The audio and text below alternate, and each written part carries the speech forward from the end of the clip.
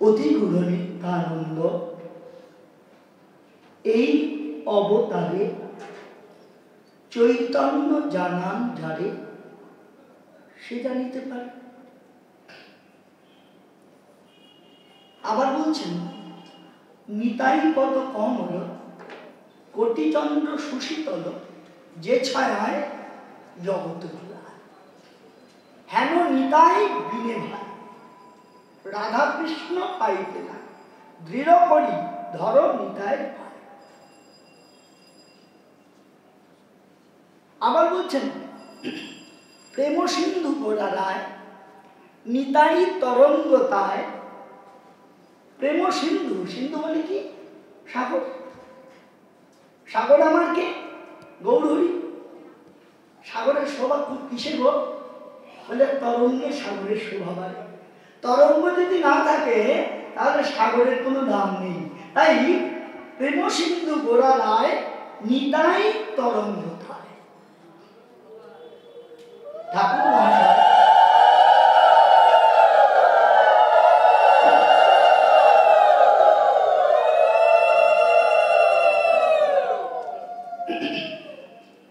ঠাকুর মহাশয় আমাদের নিতাই চরণকে ভরসা করার জন্য বারবার বলছেন নিত্যানন্দ তত্ত্ব। আমরা মহাপ্রভুর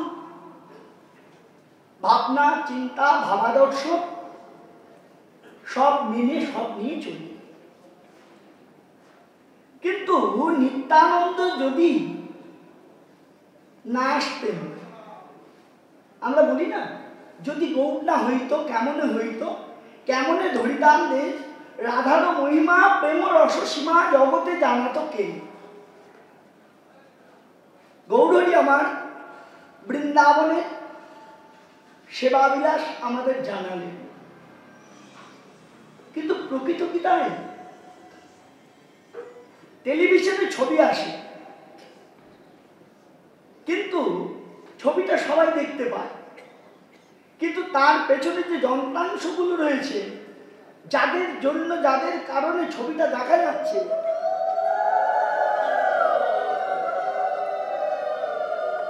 যাদের কারণে ছবিটা দেখা যাচ্ছে তাদের হয়তো দেখা যাচ্ছে না, কিন্তু ছবি যাদের জন্য দেখা যাচ্ছে সে কে? আমার গৌরের যদি গৌর না হইত কেমনে হইত, কেমনে ধরিতাম যে রাধার মহিমা প্রেম রস সীমা জগতে জানাতো কে। কিন্তু নিত্যানন্দ ছাড়া রাধার মহিমা প্রেম রস সীমা কে জানাতো? প্রভু নিতাই চাঁদ যদি না আসতেন, প্রভু নিতাই চাঁদ যদি না থাকতেন, আমরা গৌরকে কোথায় পেতাম?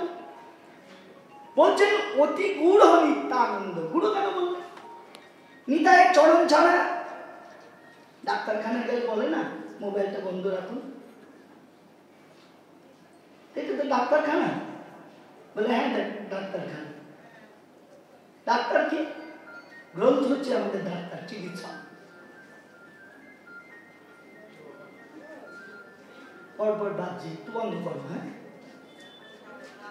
আস্তে কথা বলুন, একজনকে থামাতে কি।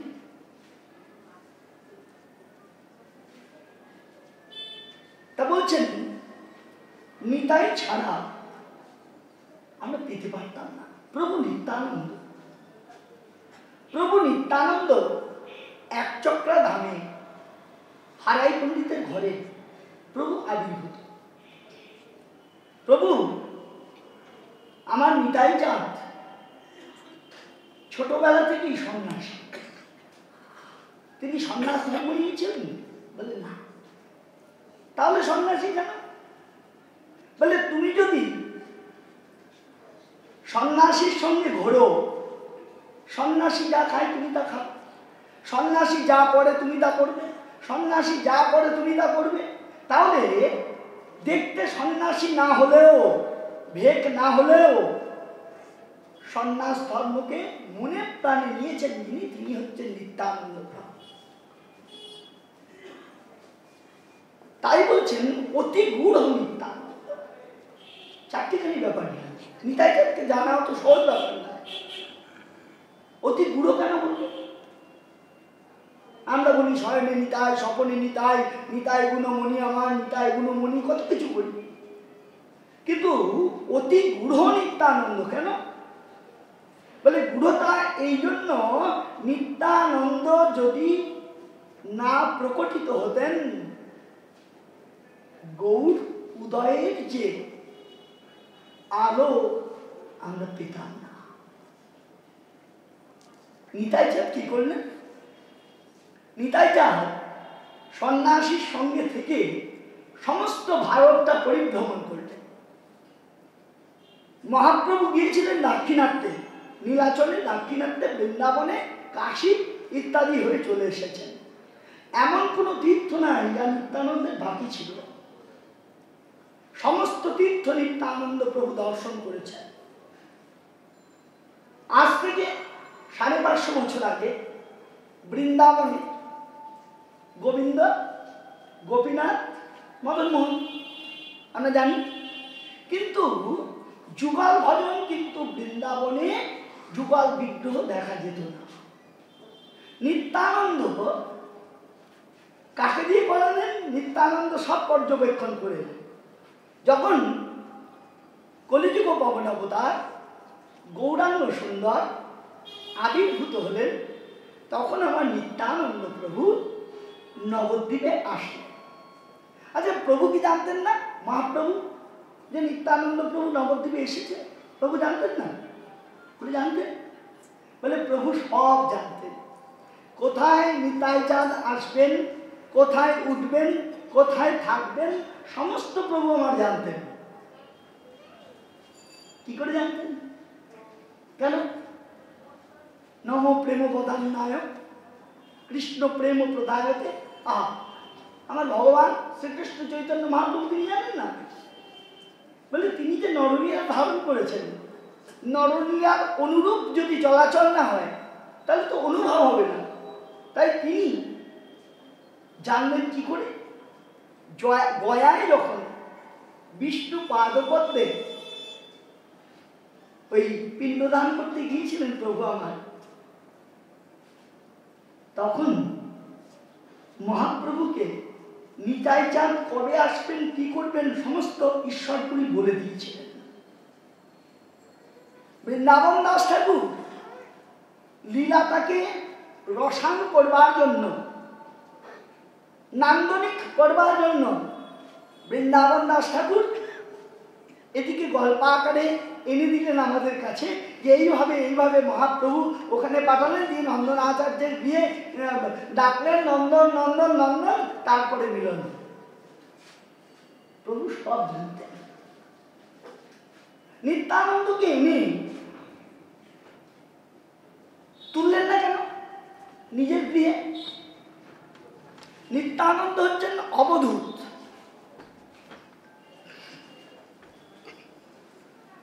অবধূত নিত্যানন্দ। অবধূত কি? তার যে ভাব, সেই অবধূত নিত্যানন্দ তিনি যেখানে আসবেন, মায়াতীত প্রেমপূর্ণ গৃহ ছাড়া তাকে রাখা যাবে না। মহাপ্রভু সচিমায়ের গৃহটাকে নিরাপদ আশ্রয় মনে করলেন না। মহাপ্রভু প্রথমে নন্দনাচার্যের বিয়ে নিতাই চাঁদ আসলেন। যারা নিতাই চাঁদকে অনুভব করতে পারবেন, যারা নিতাই চাঁদকে আনুগত্য নিতে পারবেন, ঠিক তাদের বিয়েতে গেলেন। তারপরে কোথায় আনলেন? শ্রীবাসম্বরে। দেখুন পরপর শচীরমণে তো নিয়ে যেতে পারতেন, নিত্যানন্দ প্রভুকে নিলেন। অর্থাৎ নিত্যানন্দ তত্ত্বটা এমন গূঢ়, তাকে সযত্নে প্রভু আমার ঠিক যেখানে যেখানে দরকার সেখানে প্রভু নিত্যানন্দ। প্রভু সন্ন্যাস নেবেন, কেউ জানে না। আমরা কি জানি? কেউ জানে না প্রভু সন্ন্যাস নেবেন। প্রভু সন্ন্যাস নেবেন, নিত্যানন্দ প্রভু ইঙ্গিত দিয়ে দিয়েছেন। আর কি সবাই জানে বৃন্দাবন দাস ঠাকুর যখন আমার এই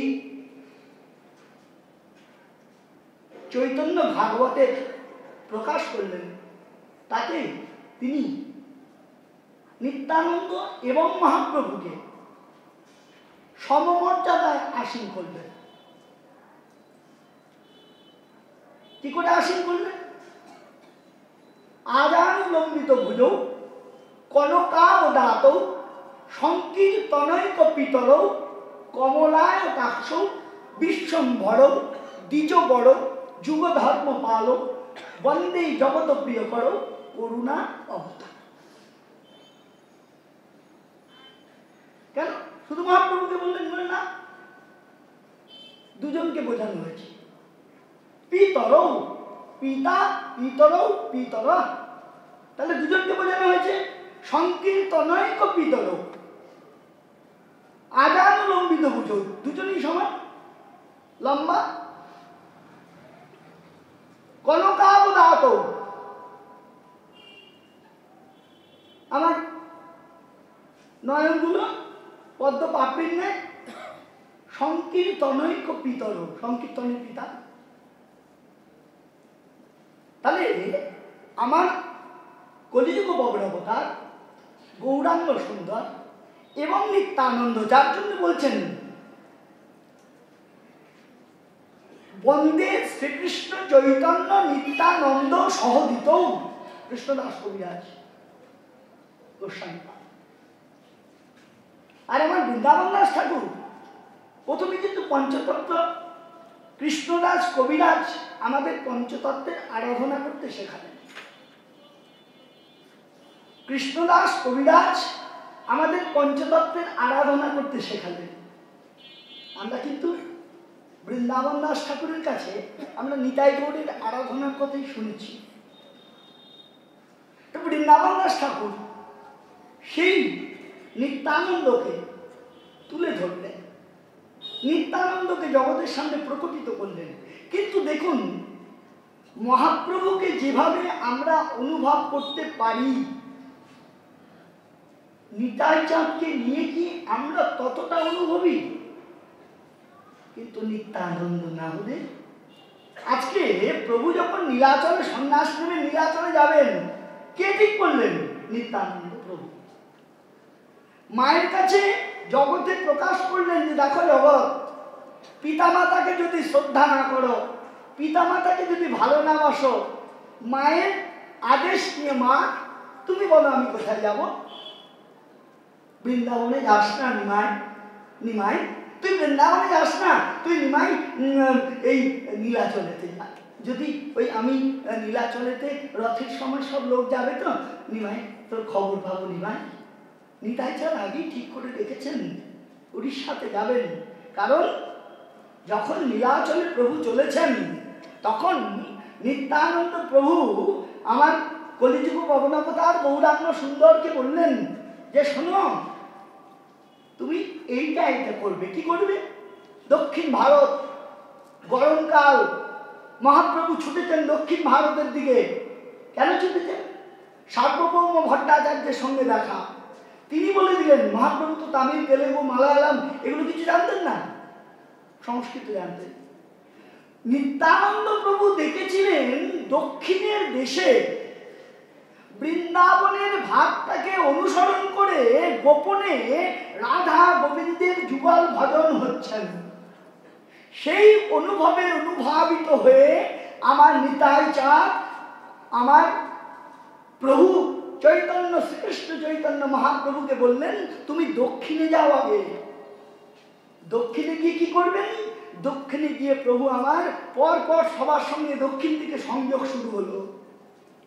দেখা হতে হতে প্রভু আমার তারপরে ওই রাধা গোবিন্দের, কারণ ওদের ভাষা তো বুঝবে না, ওরা সেই ভাষায় রাধা গোবিন্দ ভাবে বিভোর। নিতাই চাঁদ দেখছেন যে দক্ষিণের মানুষ রাধা প্রেমে বিভোর হয়েছেন। আহ কি অপূর্ব! সেই ভাবটাকে নিয়ে নেন আমার প্রভু এই ছয় গোসাই জবে ব্রজে কইলেন বাস রাধা কৃষ্ণ নিত্য লীলা করিলেন প্রকাশ। তাই বলছেন ধনমোর নিত্যানন্দ, পতিমোর গৌরচন্দ্র, প্রাণমোর যুগল। ধনমোর নিত্যানন্দ, নিতাই ছাড়া কি ধন আছে? ধন না হলে জিনিস কেনা যায়? ধন না হলে, টাকা না হলে জিনিস কেনা যায়? তা নিতাইয়ের কাছে কি ধন আছে? নিতাইয়ের কাছে বৃন্দাবনের প্রেম ধন আছে। সেই প্রেম ধনের অনুসন্ধানটা দিলেন কে? নিতাই চাঁদ মহাপ্রভুকে দিলেন। মহাপ্রভু সেই অনুসন্ধানে দিকে ছুটে চললেন। সেখান থেকে দক্ষিণ থেকে এসে বৃন্দাবন, কাশী হয়ে বৃন্দাবনে গেলেন। সমস্ত নিতাই চাঁদ ওই যে ছক করে দেয় না ম্যাপ, আপনারা গাড়ি চালাতে চালাতে সবাই জানেন না, ওই আমাদের ছোটোখাটো গাড়িতে হয় না, একটু বড় বড় দামি দামি গাড়ি, তার মধ্যে হয় কি গুগল ম্যাপ, কোথা দিয়ে যাবে কোথা দিয়ে যাবে সব বলে দেয়। নিতাই চাঁদ আমার মহাপ্রভুকে প্রত্যেকটি পদক্ষেপ বলে দিয়েছেন, এইভাবে এইভাবে এইভাবে এইভাবে যেতে হবে। সেই মহাপ্রভু কলিযুগ পাবনাবতার গৌরাঙ্গ সুন্দর বৃন্দাবনে গোবিন্দ, গোপীনাথ, মদনমোহন, সনাতন, মধু পণ্ডিত আর আমার গোবিন্দ, গোবিন্দ খান, রূপ গোস্বামী, রূপ গোস্বামীর গোবিন্দ, সনাতন গোস্বামীর মদনমোহন আর মধু পণ্ডিতের গোপীনাথ, এই তিনটে বৃন্দাবনে তিন মূর্তির প্রকাশ ছিল। তার পাশে রাধা বিগ্রহ শোভা পেতে লাগলো। যুগল ভজনের স্মরণ হলো। তাহলে যুগল ভজনটা আমাদের দিল কে? মহাপ্রভু দিল? বলে না, মহাপ্রভু দিলেন। মহাপ্রভু ওই পিএইচডি ডিগ্রিটা যখন কমপ্লিট হয় তখন রাজ্যপাল তাকে ওই পদক টদক দিয়ে সম্মানিত করেন। কিন্তু পিএইচডিটা করতে যিনি সাহায্য করেন তিনি একজন প্রফেসর। তিনি পিএইচডিটা করার জন্য পূর্ণাঙ্গ সহযোগিতা করলে তবে পিএইচডি করা যায়। ঠিক তেমনি আমার নিত্যানন্দ সমস্ত জিনিসকে সাজিয়ে দিয়ে বৃন্দাবনের যুগল ভজনটাকে মহাপ্রভুকে দিয়ে প্রকাশিত করল।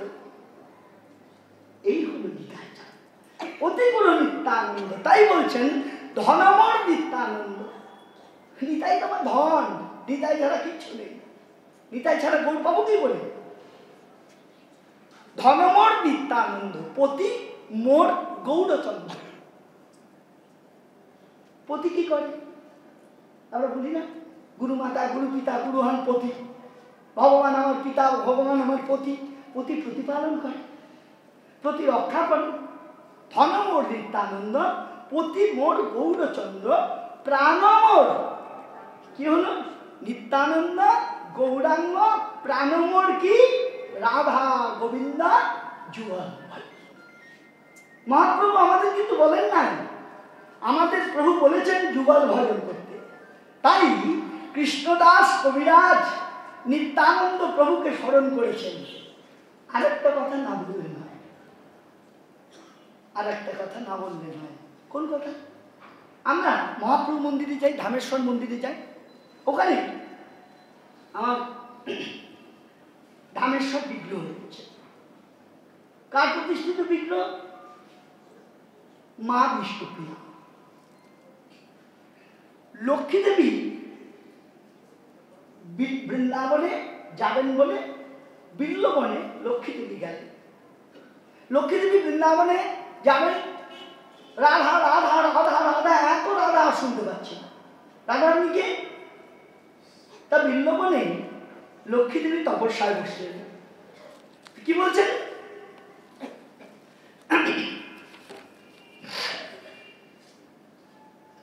আমার লক্ষ্মী দেবী যে তপস্যায় বসলেন বৃন্দাবনে,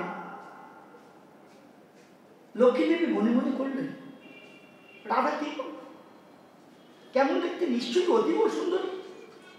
তো লক্ষ্মী দেবী বসে রয়েছেন, হঠাৎ দেখছেন একটা অপরূপ সুন্দরী, তিনি জল ভরতে আসছেন যমুনা। জল ভরতে যখন যমুনায় এসেছেন, তখন যমুনায় জল ভরছেন, তখন লক্ষ্মী দেবী কাছাকাছি গিয়ে বললেন, এটাই বোধহয় রাধারানী, এত সুন্দর দেখতে, আহা অপূর্ব। তোমার নাম কি রাধারানী? বলে না না না, আমার নাম রাধারানী হবে কেন? আমি হচ্ছে রাধারানীর দাসীর দাসীর দাসীর দাসী। লক্ষ্মী দেবীর অহংকার চূর্ণ হয়ে গেল।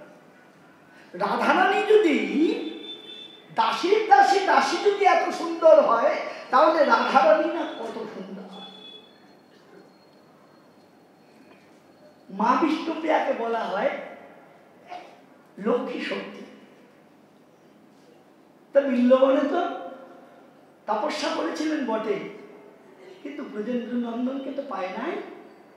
তাই নবদ্বীপে যখন আমার কলিযুগ পবনাবতার আবির্ভূত হয়েছেন, রাধা গোবিন্দ মিলিত তনু হয়ে, তখন বাম দিকে লক্ষ্মী দেবীকে নিয়েছেন। ভূশক্তি বলেন, আমার জেঠু বলেন ভূশক্তি। নবদ্বীপের শক্তি হচ্ছেন আমার মা বিষ্ণুপ্রিয়া। জয় শচী নন্দনা, জয় গৌর হরি, বিষ্ণুপ্রিয়ার প্রাণনা নদিয়া প্রিয়া। মাতৃত্বে স্বীকার করলেন, মাতাকে সম্মান দিলেন, মাকে সম্মান দিলেন। তা সেই শচীনন্দন গৌরহরির বাম ভাগে বসেছেন মা বিষ্ণুপ্রিয়া। মা বিষ্ণুপ্রিয়ার কত বছর বয়সে বিবাহ হয়েছে? 13 বছর বয়সে। 15 বছর বয়সে প্রভু তাকে ছেড়ে চলে গিয়েছেন। 96 বছর পর্যন্ত তিনি প্রকট ছিলেন। মাঝখানে শচীমা অপ্রকট হয়েছেন। ভাবতে পারেন? অর্থাৎ বিল্লবনে যে ভূমিকা নিয়ে লক্ষ্মী দেবী গিয়েছিলেন, নবদ্বীপে এসে সেই ত্যাগের প্রতিমা লক্ষ্মী আমার তপস্বিনী বিষ্ণুপ্রিয়া হয়ে গেল। গম্ভীরায় প্রভু যখন কাঁদছেন, মহাজন বলছেন নবদ্বীপে যেমন বিষ্ণুপ্রিয়া দর দর ধারে ওই অশ্রু বিগলিত হচ্ছেন, ঠিক তেমন সেই অশ্রুগুলো যেন নীলাচলে ট্রান্সফার হয়ে পরিবর্তিত হয়ে যেন আমার মহাপ্রভুর নয়ন দিয়ে দর দর ধারে অশ্রু বিগলিত হচ্ছে। সেই আমার মা বিষ্ণুপ্রিয়া। মা বিষ্ণুপ্রিয়া কাছে শিখতে হয় সাধনা কাকে বলে। মা বিষ্ণুপ্রিয়া জগৎকে দেখালেন, দেখ জগৎ, আমি গৌর হারা হয়েছি, এ মুখ আর কাউকে দেখাবো না। প্রতিদিন মা বিষ্ণুপ্রিয়া ওই গৌর নাম করতে করতে করতে করতে মহাপ্রভু কি দিয়ে গেলেন? দুটো খড়ম দিয়ে গেলেন। খড়ম দুটো নিয়ে বুকে করে বসে রয়েছেন, জগৎকে দেখাচ্ছেন, দেখ জগৎ, আমি এই কাঠের শুষ্ক খড়ম নিয়ে বুকে নিয়ে প্রেমের সঞ্চার করছি। কোন প্রেম? বৃন্দাবনের ব্রজ প্রেম, সেই ত্যাগের প্রেম, সেই মূর্ছনা, সেই ভাবাবিষ্টতা। আজকে মা বিষ্ণুপ্রিয়া গৌর ভাবে বিভোর। কারণ ব্রজেন্দ্র নন্দন যেই শচীসুত হইল, সেই বলরাম হইল নিতাই। আর ব্রজেন্দ্র নন্দন যেই শচীসুত হইল, সে কে? আমার মহাপ্রভু। তাহলে সেই মহাপ্রভু আমার যখন ওই সংসার ত্যাগ করে চলে গেলেন, নিত্যানন্দ জগৎকে দেখালেন, প্রভু তোমার সন্ন্যাস নিতে হবে। কারণ সন্ন্যাসীর কাছে, ভারতবর্ষের মানুষ সন্ন্যাসীর কাছে অনেক স্বাচ্ছন্দ্য বোধ করেন। তাই নিতাই চাঁদ যখন নবদ্বীপে এলেন, নিতাই চাঁদের দৌড় কপিট ছিল, সন্ন্যাসীর সঙ্গে ছিলেন। তো কপিটগুলো ভাগ করে করে, খণ্ড খণ্ড করে করে প্রভু আমার সমস্ত যে ভক্তরা নিতাইকে অনুভব করতে পারবে তাদেরকে দিলেন। বলে এইটা মস্তকে নিয়ে তোমরা নিত্যানন্দ প্রেমভাবে বিভোর হয়ে তোমরা রাধা গোবিন্দকে যুগল ভজন করো। এই হলেন নিত্যানন্দ। একদিকে নিত্যানন্দ, একদিকে নবদ্বীপেশ্বরী মা বিষ্ণুপ্রিয়া। মা বিষ্ণুপ্রিয়া গৌর ভজন কি করে করতে হয়? কৃষ্ণ ভজন আমরা জানলাম, কিন্তু গৌর ভজন, কৃষ্ণ ভজন জেনেছি আমার বৃন্দাবনের গোপিকারা, ব্রজ গোপিকারা। গোপিকার সেই প্রেম কহে ভাগবতে, একলা নিত্যানন্দ হইতে পাইবে। বৃন্দাবন দাস ঠাকুর কলম দিন। গোপিকার সেই প্রেম কহে ভাগবতে। ভাগবতে যে প্রেমটা বলেছেন সে প্রেমটিকে একলা নিত্যানন্দের থেকে সে প্রেমটা তুমি পাবে, অনুভবের বিষয়। তাই আমার মা বিষ্ণুপ্রিয়া কি করলেন, তন্ডুল দিয়ে চাল গৌর নাম করেন আর রাখেন। দিনের শেষে একমাত্র যেতে পারেন কে জানেন, তার যে ঘরটি ছিল তার মধ্যে একটা মই করা ছিল, সেই মই দিয়ে গঙ্গা জল বয়ে নিয়ে গিয়ে দিতেন কাঞ্চনা। সেই গঙ্গা জল নিয়ে আমার মা বিষ্ণুপ্রিয়া গৌর ভজন করতে করতে যখন সারা হয়ে যেতেন, তারপরে ওই তন্ডুলগুলো নিয়ে গঙ্গা জলে সিদ্ধ করে তারপরে তিনি গ্রহণ করতেন। জগৎকে দেখালেন, দেখো জগৎ, গোবিন্দ ভজন গোপিকারা করেছে, আর যিনি রাধারানী মিলিত তনু নিয়ে এসেছেন, আমি তোমাদেরকে দেখিয়ে দিয়ে যাচ্ছি, তার ভজন করতে গেলে আত্মত্যাগ করতে হবে। মা বিষ্ণুপ্রিয়া শোকস্তব্ধ। মা বিষ্ণুপ্রিয়া ওই চরণটা বুকে করে নিয়ে রয়েছেন। আমাদের যে গৌরহরি শ্রীরামেশ্বর বংশীবদন পরবর্তীকালে যে বিগ্রহটি তৈরি করেন, সেই বিগ্রহ মহাপ্রভু স্বপ্নাদেশ দেন, বলে তুমি যে চলে যাচ্ছ আমি কি নিয়ে থাকবো, বলে তুমি আমার বিগ্রহ নিয়ে থাকবে। বিগ্রহে কি প্রাণ পাবো? প্রথমে প্রাণ পায়নি, তারপরে বিগ্রহের মধ্যে মহাপ্রভু আবার স্বপ্ন দিলেন, তুমি আবার যাও। আবার দিচ্ছেন, দেখছেন ঘর্মাকৃতি, ঘর্ম, ঘাম, বুকটা ধপধপ ধপধপ করছে। তখন আছাড় কে করলেন? বিষ্ণুপ্রিয়া, মা বিষ্ণুপ্রিয়া। গৌরহরি মা বিষ্ণুপ্রিয়াকে রেখে শচীদেবীর সঙ্গে শান্তিপুরে মিলিত হয়ে প্রভু আমার চলে গেলেন নীলাচলে। নীলাচলে সমস্ত ভাব, তারপরে দক্ষিণ দেশে গেলেন, তারপরে বৃন্দাবনে গেলেন, সমস্ত ছক আমার নিত্যানন্দ করে দিলেন। তাই নিতাই চাঁদ ছাড়া আমরা গৌর ভজন করতে পারি না। নিতাই চাঁদ ছাড়া আমরা বলি যদি গৌর না হইতো কেমনে হইতো, কেমনে ধরিতাম দে রাধার মহিমা প্রেম রসসীমা জগতে জানো তোকে, বলতাম আমরা। কিন্তু তাহলে কি হবে, যদি নিতাই না হইতো তাহলে আমরা যুগল ভজন পেতাম কোথায়? তাই বলছেন অতি গূঢ় নিত্যানন্দ এই অবতারে চৈতন্য জানান জানে সে জানতে পারে। আমার মাসি এসেছেন কালকে, কথা প্রসঙ্গে বলছিলেন যে ওই লক্ষণ, রাম লক্ষণ হলো, তারপরে বলদেব হলো, কৃষ্ণ বলরাম, তারপরে হলো গৌর নিতাই। কিভাবে হলো? প্রথমে ছোট ছিল, তা একটু আলোকপাত করে চলে যায়। তা আমি জেঠুর কাছে গিয়েছিলাম সকালবেলা, নিশ্চিত প্রভুপাদ নিশ্চিত কুমার গোস্বামী। প্রভুকে কি বললাম, প্রভু সত্য, ত্রেতা, দাপর, কলি, চারটে যুগ। তাহলে সত্য যুগে কি ধ্যান? সত্য যুগে ধ্যান করে কাকে? ধ্যান বিষ্ণুর ধ্যান, নমো বিষ্ণু নমো বিষ্ণু নমো বিষ্ণু, বিষ্ণুর ধ্যান সত্য যুগে। আর দরকার হয় নাই। কেন দরকার হয় নাই? কারণ ধ্যানটা একা একা করা যাচ্ছে, কিন্তু তারপরে যে সত্য ত্রেতা এলো, ত্রেতাতে কি হলো? যাগযজ্ঞ এবার লাগবে, এবার লক্ষণ রাম হলো। তারপরে কি হলো? লক্ষণ রাম যখন হলো তখন লক্ষণকে রামচন্দ্র, লক্ষণকে বলতেন ধর লক্ষণ। সবাই বলি না ধর লক্ষণ, কেন বলি?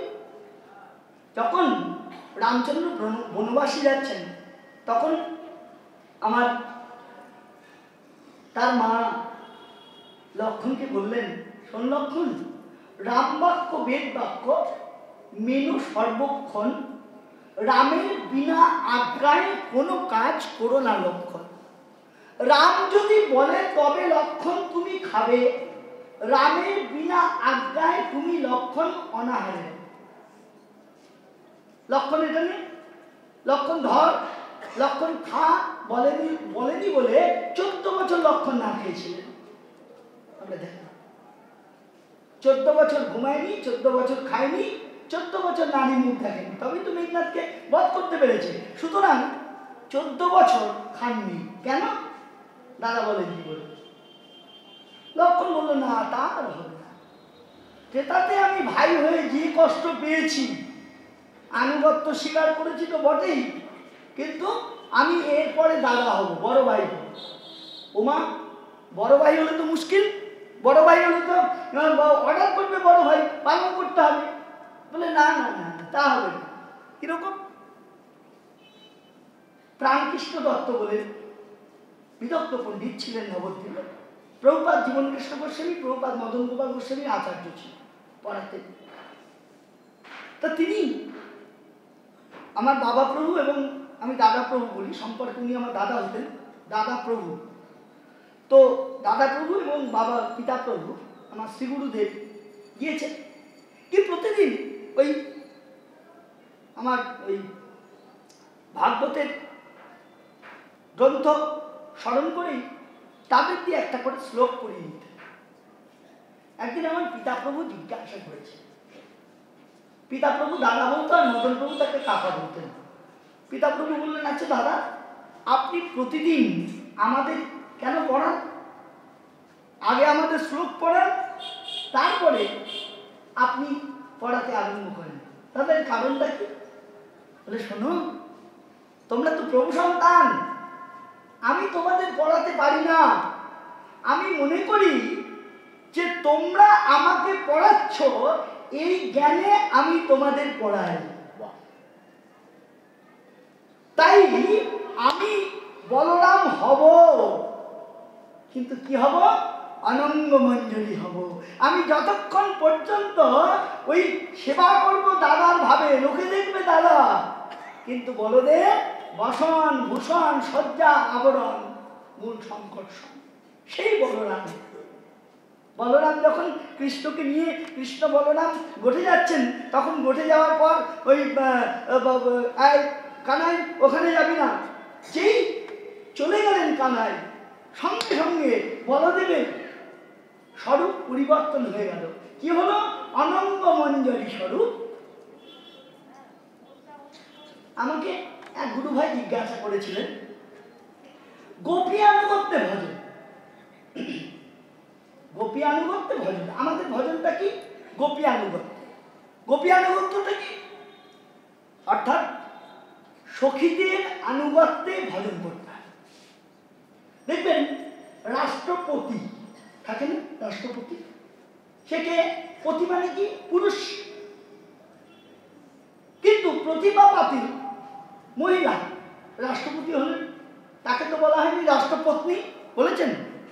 বলছে ওই চেয়ারটা হচ্ছে পতির চেয়ার, পুরুষের চেয়ার। আর আমাদের যে ভজন পদ্ধতি, আমরা পুরুষই হই নারী হই, ওটা সখীর চেয়ার। ওই সখী আনুগত্যে যদি আমরা ভজন না করতে পারি, তবে আমরা রাধা গোবিন্দ চরণ পাব না। তাই সখী আনুগত্যে ভজন করতে হবে। বলছেন, শ্রীরূপ পশ্চাতে আমি রইব ভীত হইয়া, পুনঃ পুনঃ কহিবেন আমা পানি। আমরা দুরু দুরু করে গুরুদেবের সঙ্গে আমরা ওই যাব, কোথায় যাব? ভজন করতে, সেবা করতে। কি করে সেবা করব? সখী আনুগত্য নিয়ে সেবা করব। যে প্রভু, আমি সখীর আনুগত্য নিয়ে তোমার সেবা করছি। তা সেই অনঙ্গ মঞ্জরি স্বরূপ। আর মঞ্জরি সখীদের ভাব কিরকম জানেন? রাধা গোবিন্দ লীলা বিলাস করে, তার মন্দিরের দরজা বন্ধ, অর্থাৎ যেখানে লীলা বিলাস করেন দরজা বন্ধ, সেখানে মঞ্জরি সখীরা থাকে। তাদের কাজ কি? ললিতা, বিশাখা, চম্পকলতা, তুঙ্গবিদ্যা, সুদেবী, রঙ্গদেবী, তারা নেই কেন? বলে তারা থাকবে ওখানে, একমাত্র তাদের অধিকার। কেন? বলে যারা শুধু সেবা করে যাবে, আর কিছু করবে না, চুপচাপ সেবা করবে। পান দরকার পান দেবে, এটা দরকার এটা দেবে। আমি ত্রিপুরায় গিয়েছিলাম, তো আমার তো এসব ওই পুলিশ টুলিশ ইত্যাদি ইত্যাদি কৌতূহল আছে, রেল। তা ত্রিপুরায় গিয়েছি, গিয়ে রাজ্যপালের কাছে থাকেন, একদম বডি কাছে থাকেন যে ছেলেটি, সেটি আমার দাদা প্রভুর শিষ্য। এবার তাকে নিয়ে পড়লাম, ওরে তোদের কাজ কি, কি করি কি করি কি করিস? বলে আমরা কোনো কথা বলতে পারবো না, উনি যে হাত এমনি করবেন আমাকে কোটটা ঢুকিয়ে দিতে হবে, প্রবেশ করে দিতে হবে, উনি যে এরকম করবেন জলটা এনে দিতে হবে। হ্যালো, বাহ, এ তো মঞ্জুরি আনুগত্যের ভজন। কথা বলা চলবে না, কোনো কথা হবে না, রাজ্যপালের সঙ্গে কাছাকাছি থাকবে, শুধু কাজ করে যাবে। উনি কি বলতে চাইছেন তার আগে বুঝতে হবে, না হলে ট্রান্সফার হয়ে যাবে। সখীরা তেমন, আমার ওই মঞ্জুরি সখীরা তারা কি করেন, তারা সেবা করে যান। সেই আমার বলদেব চন্দ্র হচ্ছেন সেবক তত্ত্ব। তিনি রাধা গোবিন্দের লীলাবিলাস দেখতে পারেন না, দর্শন করতে পারেন না। তাই কি করলেন, গিরিরাজের ওপর থেকে লুকিয়ে লুকিয়ে তিনি রাধা গোবিন্দের লীলা দর্শন করে নিজের মনটাকে তৃপ্ত করছেন, পূর্ণ করছেন। তাই সেই বলদেবের নাম লুক লুকাইয়া দেওয়া উচিত, অর্থাৎ লুকিয়ে লুকিয়ে দর্শন করা, দর্শন করছেন। তাহলে এই হচ্ছেন বলদেব তত্ত্ব। তাহলে বলছে আমি দাদা হব বটে, কিন্তু আনুগত্য আমি ছাড়ব না। তাই যখন ওই রাধা গোবিন্দ মিলিত তনু হবেন, সুবলকে বললেন, সুবল আমি আর এই কালো রং রাখবো না রে। কেন রে কানে কালো রং রাখবি না কেন? ও সুবল শোন, এক স্বর্ণবর্ণ স্বর্ণাঙ্গী এসেছিল যমুনার তীরে, এসে যেই এসেছে আমার অঙ্গের মধ্যে দেখলাম আমার কালো বর্ণটা স্বর্ণবর্ণ হয়ে গেল। তা সুবল আমি ঠিক করলাম আমি আর কালো থাকবো না, আমি গৌরাঙ্গ হব। আমি নদিয়ায় গৌরাঙ্গ হব, আচরি ধর্ম শিখাইব, হরি বলব হরি বলাইব, আমি নদিয়ায় গৌরাঙ্গ হব। তাহলে নদিয়ায় যদি গৌরাঙ্গ হোস, আরে সুবল তুই ওই স্বর্ণাঙ্গীর অঙ্গকান্তি নিয়ে যাবি, তাহলে কাকে আশ্রয় করে তোর কাছে যাবে? মানে এখানে তো রাধারানীকে আশ্রয় করলে গোবিন্দের কাছে পৌঁছানো যায়। এবার রাধা গোবিন্দ যখন যুক্ত হয়ে যাচ্ছে, সংযুক্ত, তখন কাকে আশ্রয় করবে? বলরাম বলল, চিন্তা করিস না কানাই, আমি তো আছি। ব্রজেন্দ্র নন্দন যেই শচীসূত হইল সেই, বলরাম হইল নিতাই। সেই নিত্যানন্দ প্রভু আমার বড় ভাই হয়ে এসেছেন, প্রকট হয়েছেন, কিন্তু তিনি সেবক তত্ত্ব। মহাপ্রভু মর্যাদা করেছেন, নিত্যানন্দ প্রভুকে অনেক অনেক মর্যাদা করেছেন। আর কৃষ্ণদাস কবিরাজ নিত্যানন্দ প্রভুর কথা বলতে গিয়ে বলছেন, সংকর্ষণ কারণ কারণসায়ী গর্বতসায়ী চ পয়ত্তসায়ী শেষশ্চ যশাংশ কলা স নিত্যানন্দাখ্যানাম শরণম নমাস্তু। কি বললেন? কারণসায়ী বিষ্ণু, পয়ত্তসায়ী বিষ্ণু, আর শেষ সবই আমার নিত্যানন্দের অংশ। সেই নিত্যানন্দকে আমরা স্মরণ করি। তাহলে নিত্যানন্দের গুরুত্বটা চৈতন্য মহাপ্রভুর লীলাবিলাসের ক্ষেত্রে কতটা গুরুত্বপূর্ণ এটা অনুভব করা যায়। আমার মনে মনে হলো, গুরু পূজা মহা মহোৎসবে দাদা সেবা করলেন, দাদা প্রভু দুদিন, আমি সেবা করব, আমার দুদিন ধার্য হলো। আর আমার ভাইপো অর্থাৎ স্নেহের রূপ কালকে তো আমি করবো, পরশুদিন শুনবেন। ওর হয়তো অভিজ্ঞতার অভাব কিছু থাকতে পারে, এত সুন্দর বলে, খুব সুন্দর বলে। তাই দুই ভাই প্রথম দুদিন, দ্বিতীয় দুদিন, তারপরে তৃতীয় দুদিনে 3 দুগুণে 6 রূপপ্রভু আসে, আর সাথে দাদা প্রভু সমাপ্ত করবেন আমাদের উৎসবের ভগবৎ সেবা। তাই আমি মনে মনে ভাবলাম যে সেবা তো করবো, কি সেবা করবো? তো মনে মনে ভাবলাম যে পরম কৃপালু নিখিল রসিক ভক্তগণ মুকুটমণি পরমহংস চূড়ামণি সুখদেব গোস্বামী চরণ বৃন্দাবনে লীলা বিলাস আস্বাদন তো করি, একটু নিত্যানন্দ প্রভুকে নিয়ে আলাপ করে দেখি তো, মা বিষ্ণুপ্রিয়াকে নিয়ে আলাপ করে দেখি তো, মা বিষ্ণুপ্রিয়ার ত্যাগটা কিরকম ছিল। আমরা দেখলাম একজন চলচ্চিত্রের একজন যিনি ওই চলচ্চিত্র করেন, নায়িকা থেকে এসব বলছি না, তিনি নিজের মরণ পর্যন্ত তার মুখটা কাউকে দেখতে দেননি। কাকে অনুকরণ করেছেন? মা বিষ্ণুপ্রিয়া দেবী। মা বিষ্ণুপ্রিয়া দেবী শ্রীনিবাস আচার্য প্রভু নবদ্বীপে এসেছেন। নবদ্বীপে যখন শ্রীনিবাস আচার্য প্রভু এসেছেন, গৌর তো অপ্রকট হয়ে গিয়েছেন, কাঁদছেন, আর ঈশান্না করছিলেন আমার ওই সংযোগকারী মা বিষ্ণুপ্রিয়ার সঙ্গে। তখন ওই ঈশান্নাগর রাস্তা দিয়ে যাচ্ছেন, দেখছেন একজন কাঁদছে। কেন তুমি কাঁদছো কেন? তোমার নাম কি? শ্রীনিবাস আচার্য। শ্রীনিবাস আচার্য প্রভু মা বিষ্ণুপ্রিয়ার সঙ্গে একটু দেখা করবেন, দর্শন করবেন। প্রভু তো অপ্রকট হয়ে গেছেন, একটু দর্শন করবেন। মা বিষ্ণুপ্রিয়ার কাছে ঈশাননগর খবর পৌঁছে দিলেন। মা বিষ্ণুপ্রিয়া বলল, আমি কিছুতেই দেখা করব না, আমি গৌর হারা। আমি গৌর যখন আমার ডাইনে ছিল, আমি যখন গৌরের বামে ছিলাম, তখন আমি জগৎকে দর্শন দিয়েছি, কিন্তু গৌর হারা হয়ে, আমি নারায়ণ হারা হয়ে শ্রীহীন লক্ষ্মী, আমি আর কাউকে দেখা দেব না। শ্রীনিবাস আচার্য বাবু কাঁদলেন, কাঁদতে কাঁদতে আবার ঈশাননগরকে অনেক অনুরোধ করলেন। তারপরে মা বিষ্ণুপ্রিয়ার মনটা নরম হলো। মা বিষ্ণুপ্রিয়া বললেন, বেশ, আমি দেখা দেব না, কিন্তু আমি বাক্য বিনিময় করব। পর্দার আড়ালে এসে দাঁড়ালেন মা বিষ্ণুপ্রিয়া, তার সামনে দাঁড়ালেন শ্রীনিবাস আচার্য প্রভু। মা বিষ্ণুপ্রিয়ার সঙ্গে শুধু বাক্য বিনিময় করলেন। এই হচ্ছে গৌর সাধনা, এই হচ্ছে সাধনা। আমি সাধনা করি, আমার কিরকম সাধনা? ওই দীক্ষা দিতে গিয়ে বললাম, বাবা একটু জপ করো। গুরুদেব 10 বার করলে হবে না? মা 10 বার করবি কি? 1/2 মিনিট সময় লাগে।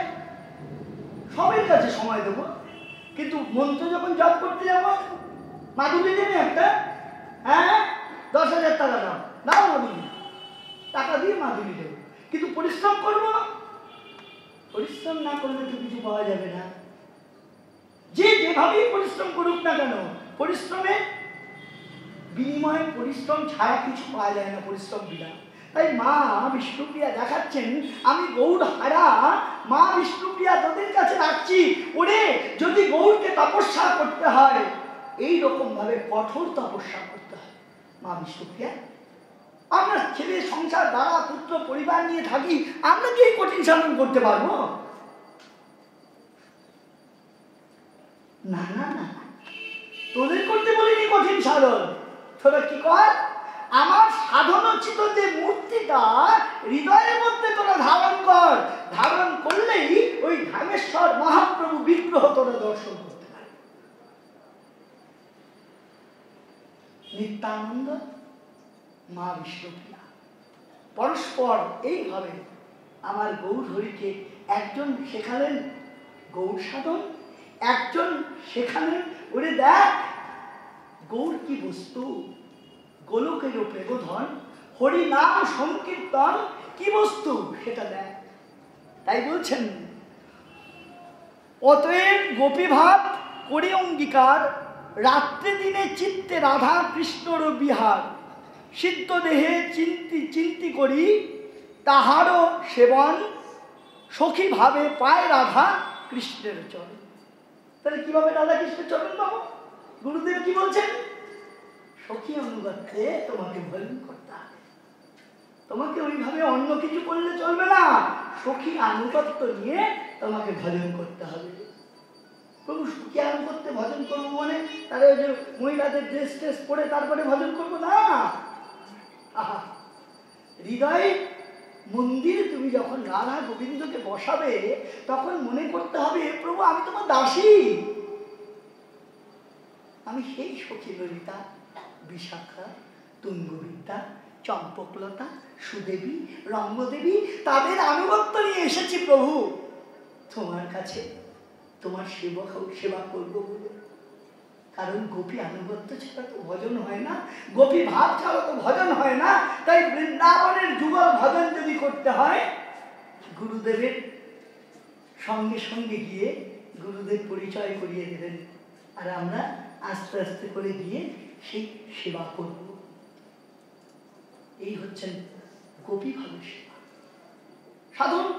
সাধনা করব, ভজন করব, জপ করব, তপ করব, মালা করব না।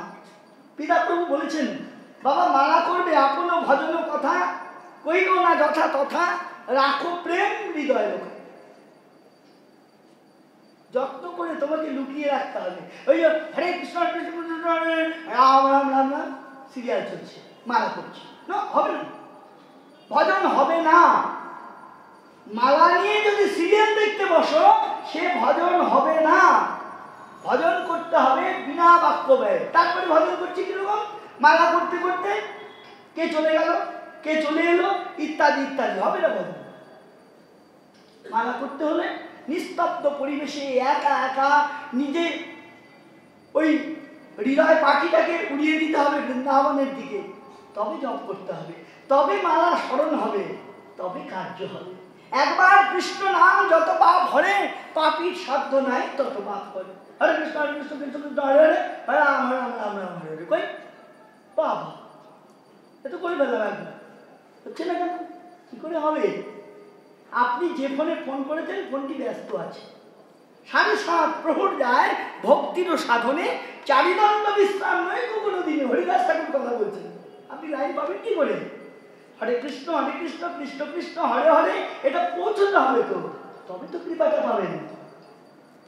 যারা 7:30 প্রহর যায় ভক্তির সাধনে, চারিদণ্ড বিশ্রাম নাই কোনো দিন, সেখানে পাবেন কি করে?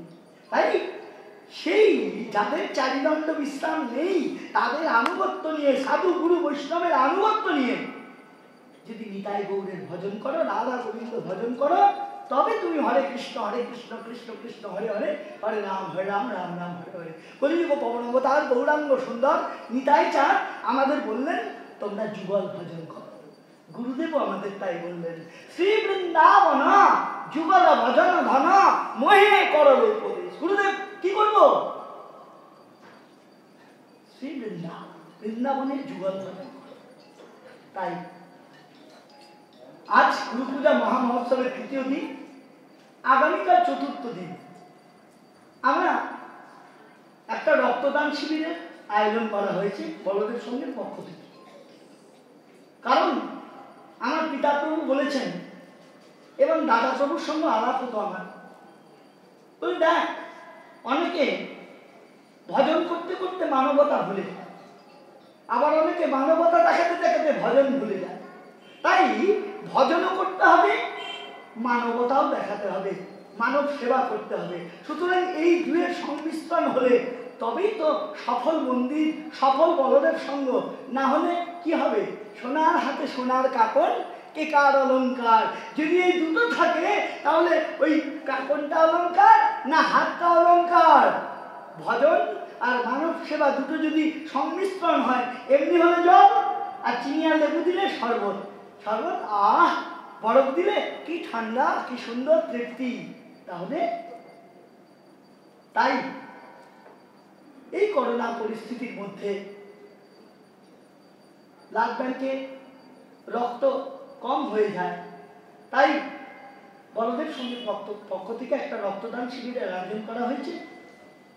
যারা যারা মনে করবে, আমরা তো অনেকে বুক চিরে রক্ত দিয়ে কালী পুজো করে না, আর যদি রক্ত 1 বোতল দিয়ে মানুষের সেবা হয়, মানুষের পুজো হয়, মানবরূপী নারায়ণের পুজো হয়, তাহলে কম কি?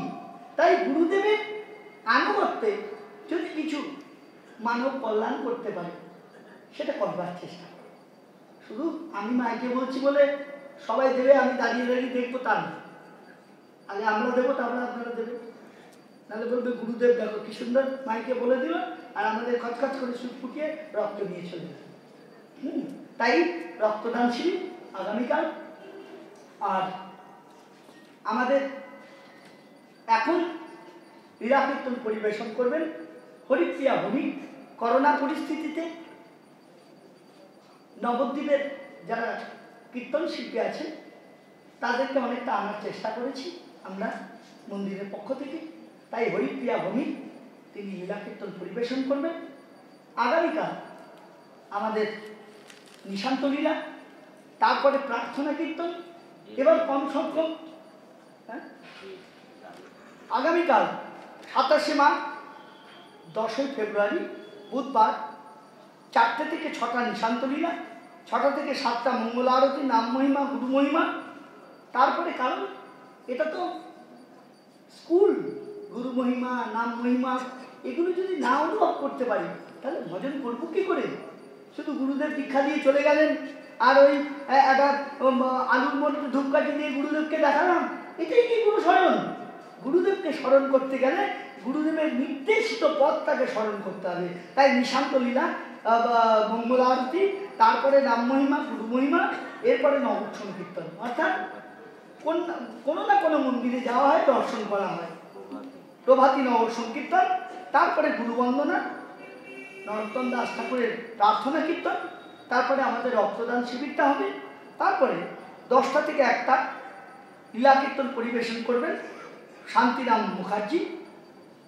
1টা থেকে 3টে কুমারী সুপ্রিয়া দাসী, 3টে থেকে 5টা শ্রীমতী শম্পা গোস্বামী, 5টা থেকে 7টা শ্রীমতী অনুরাধা ভট্টাচার্য, 7টা থেকে 8টা শ্রীপাঠ, আমি অধম, হয়তো কালকেও দেখা হবে, আর 8টা থেকে 11টা শ্রীমতী কৃষ্ণা বিশ্বাস। এবার আমরা কি করি, রক্তদানের জায়গাটা বলে ও রক্তদানটা হবে এই মন্দিরের সামনেই, এই বড় গোসাই বাড়ি আছে অনুসন্ধান অফিসের পাশ দিয়ে।